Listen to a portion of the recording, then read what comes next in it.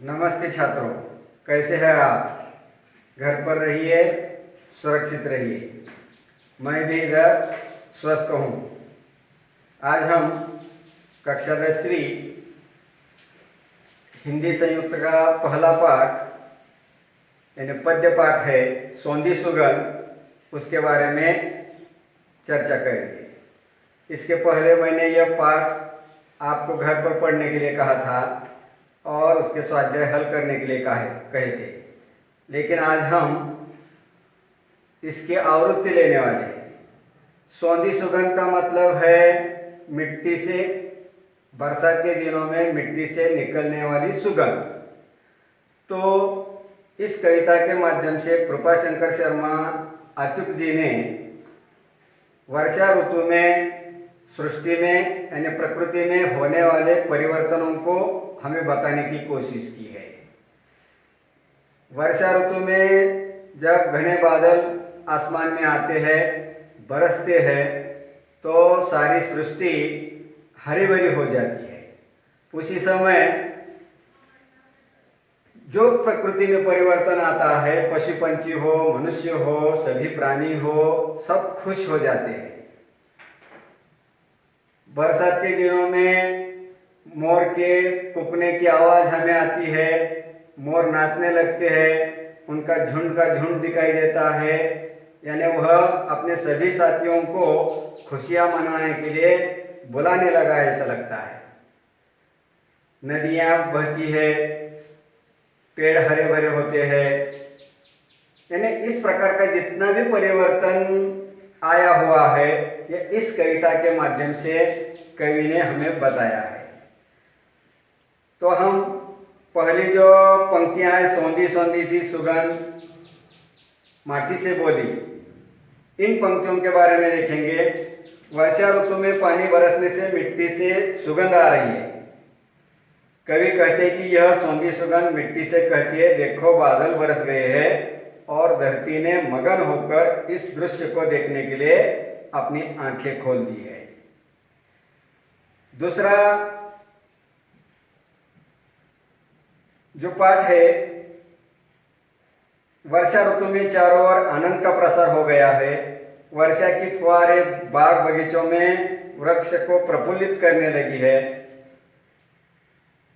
दूसरा जो पद है, उसमें सागर का जो सपना था, माटी से बोली, पृथ्वी को जल से सींचकर हरा भरा करने का जो समुद्र का विचार था, वह इस वर्षा की झड़ियों से उसका विचार सफल हो गया है। समुद्र इतना प्रसन्न है कि वह अपने आप को भूल सा दिखाई देने लगा है। कवि कहते हैं कि वर्षा ऋतु का वसंत काल समाप्त समस्त प्राणियों में आशा और विश्वास की भावना वृद्धि करता है। ऐसा लगता है जैसे वर्षा ऋतु श्रद्धा से सिर झुकाकर पृथ्वी माता के चरणों में जल रूपी पुष्प अर्पित कर रही है। इस प्रकार इस कविता के द्वारा कवि ने हमें बारिश के दिनों में, बरसात के दिनों में प्रकृति में आने वाले परिवर्तनों की जानकारी दी है। दूसरा पाठ हमने देखा था खोया हुआ आदमी। यह पाठ सुशांत सुप्रिय जी ने लिखा है और इस पाठ के जरिए सुशांत सुप्रिय हमें यह बताना चाहते हैं कि आजकल गांवों में धर्म, जाति, संप्रदाय, ऊंच नीच, अमीर गरीब, इस प्रकार के भेद दिखाई देते हैं। मनुष्य आपस से टूटता हुआ नजर आने लगा है। लेकिन लेखक का कहना है, उस आदमी के माध्यम से हमें यह बताना चाहते हैं कि हमें अपनी धर्म, जाति, संप्रदाय, ऊंच नीच सब कुछ भूलकर मिलजुल कर रचनात्मक और सकारात्मक कार्य में हमारी ऊर्जा लगा देनी चाहिए। और इस पाठ में उस गांव में जो आया हुआ एक आदमी है, वह अपनी जाति, धर्म सब कुछ भूला हुआ है। उसे वह ज्ञात नहीं कि वह किस जाति का है, किस धर्म का है, किस गांव का है, उसके माता पिता कौन है, यह सब भूल गया है। और ऐसा आदमी गांव में आने के बाद लोगों को लगता है कि यह एक पागल आदमी आया हुआ है। लेकिन जैसे जैसे वह गांव में प्रवेश करता है, पहले उसे कुत्ते भौंकने लगते हैं, छोटे बच्चे उसके पीछे पत्थर मारने उसे खिजाने के लिए दौड़ते हैं, लेकिन वह किसी को कुछ कहता नहीं है। और जब उसे कुछ आदमियों ने करीब से देखा तो उसके चेहरे पर एक प्रकार की प्रसन्नता थी। उसे पूछा कि तुम कौन हो, लेकिन वह कहता है कि मैं खोया हुआ आदमी हूँ। तो उसे अपना नाम, पता, गांव कुछ भी मालूम नहीं है, लेकिन वह धीरे धीरे उस गांव में घुल मिल जाता है। सभी लोग उसके पास आते हैं। वह गांव में बरसात कब होने वाली है, कौन सी आपत्ति आने वाली है, फसलों की सिंचाई कब करनी चाहिए, टिड्डियों का हमला कब होने वाला है, इस प्रकार की सारी महत्वपूर्ण बातों को वह गांव वालों को बता देता है, उन्हें आगाह कर देता है। और इस प्रकार उसके बर्ताव से सारे गांव में परिवर्तन आने लगता है। पहले एक दो आदमी आते थे, लेकिन पूरा का पूरा गांव उसके पास जाने लगता है।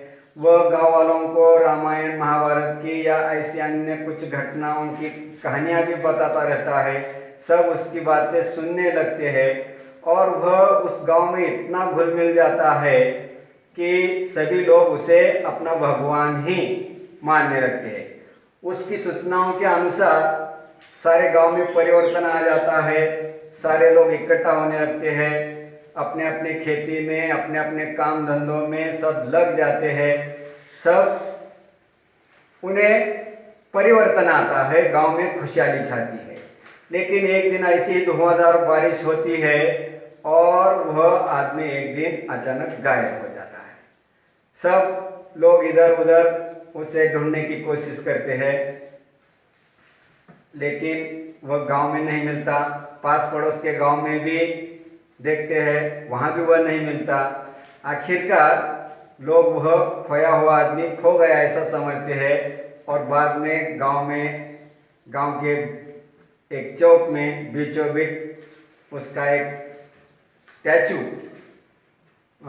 उसकी एक तस्वीर खड़ी कर देते हैं और उसी के सामने गांव की सभी सभाएं आयोजित की जाती है। उसके कहने के अनुसार गांव वाले सभी को सूचना देते हैं और तरह तरह के कार्य करते हैं और इस प्रकार उस गांव में एक प्रकार की समृद्धि आ जाती है। कहने का मतलब है कि उस गांव में उस आदमी की वजह से एक सकारात्मक दृष्टिकोण तथा रचनात्मक विकास में कार्य करने की प्रेरणा उन लोगों को मिलती है और गांव कैसे सुजलाम सुफलाम होता है, यह इस पाठ के माध्यम से लेखक ने हमें बताने की कोशिश की है। आगे हमने व्याकरण के कुछ पाठ पढ़ने के लिए कहा था। उसमें काल परिचय का मैंने वीडियो आपके पास भेज दिया था, आपने उसका अध्ययन किया होगा। काल के मुख्य तीन भेद, उन तीनों के तीन तीन उपप्रकार, इस प्रकार 9 उपप्रकारों की मैंने जानकारी दी थी। आपको परीक्षा में काल पहचानने के लिए तथा काल परिवर्तित करने के लिए कह दिया जाता है। आसान है, अगर आपने वो वीडियो देखा तो आप आसानी से समझ जाएंगे।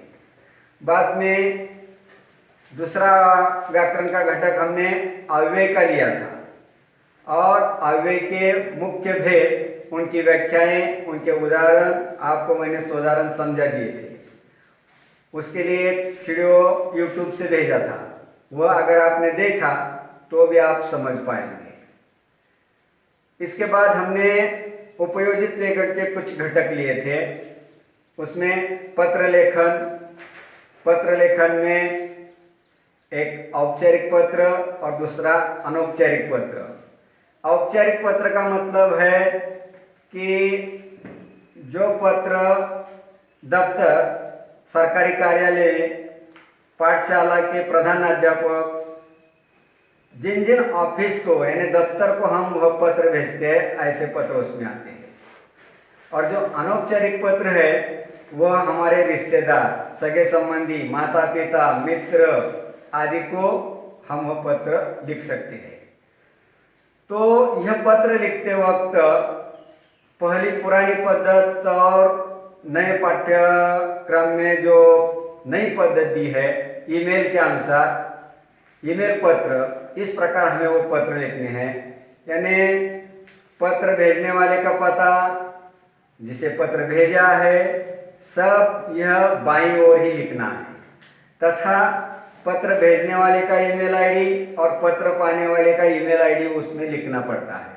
यह औपचारिक पत्र में पहले जैसे पत्र भेजा है उसका पता,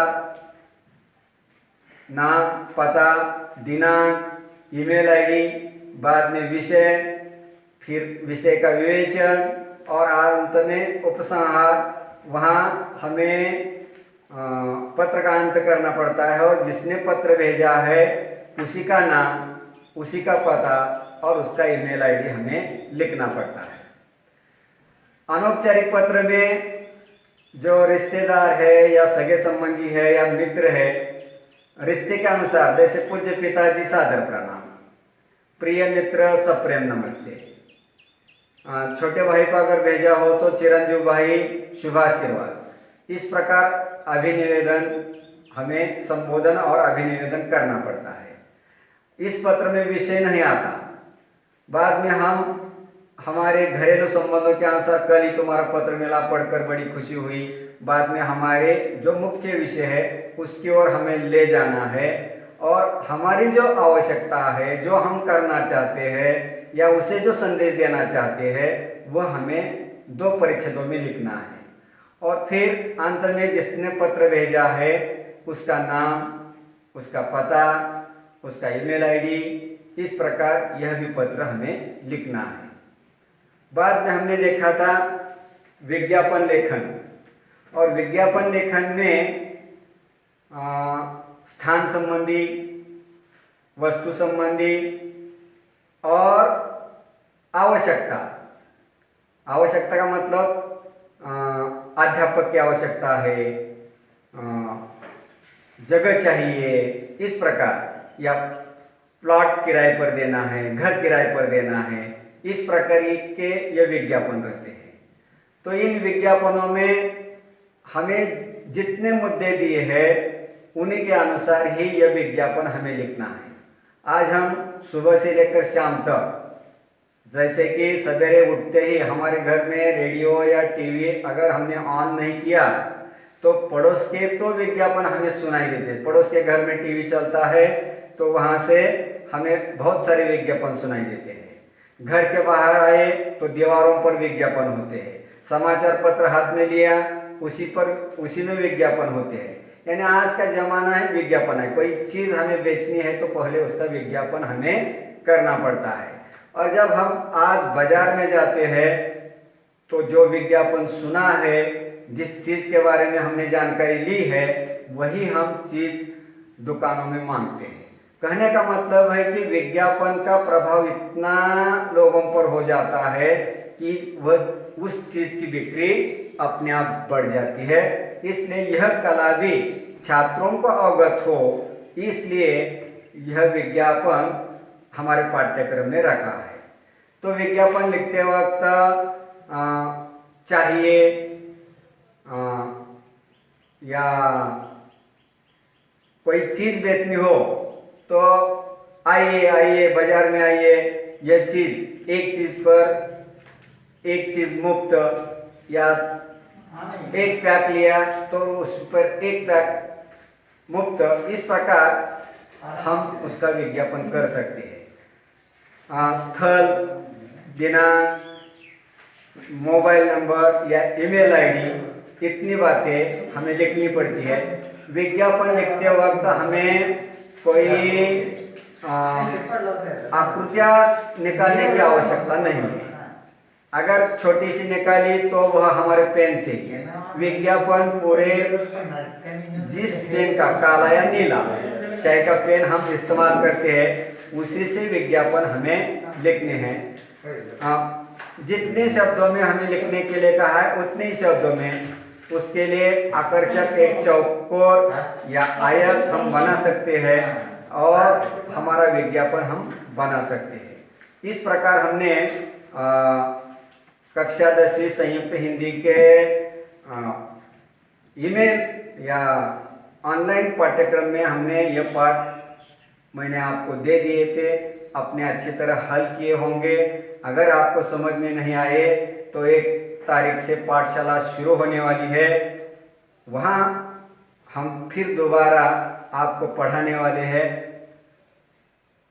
ठीक है, धन्यवाद।